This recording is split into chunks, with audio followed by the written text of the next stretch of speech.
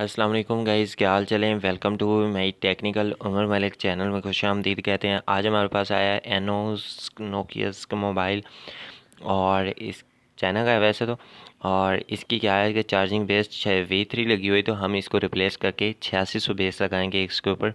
और इसके तकरीबन 10 पॉइंट होते हैं और जो 8600 होती है उसके 5 पॉइंट होते हैं।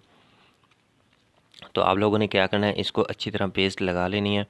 और पेस्ट लगाने का फ़ायदा ये होता है कि आपका बोर्ड जो है वो जलता नहीं है, बिल्कुल क्लीन पड़ा रहता है।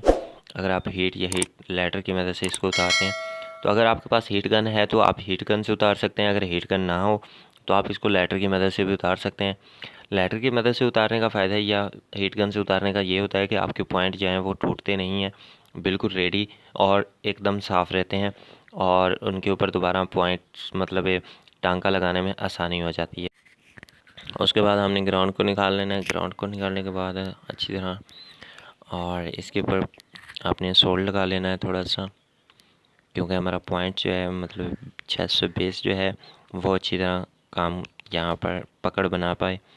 उसके बाद हमने 600 बेस ली, इसके ऊपर रखनी है और इसका प्लस वाला जो पॉइंट है वो हमने लगा देना है,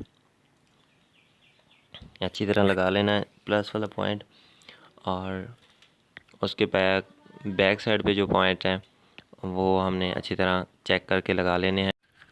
बाकी इसके पॉइंट जितने भी हैं उनको अच्छी तरह मतलब सोल्ड करके अच्छी तरह मजबूत कर लेना है। इसको थोड़ा सा सोल्ड लगाएंगे और कारिये की मदद से इसको अच्छी तरह मजबूत कर लेंगे।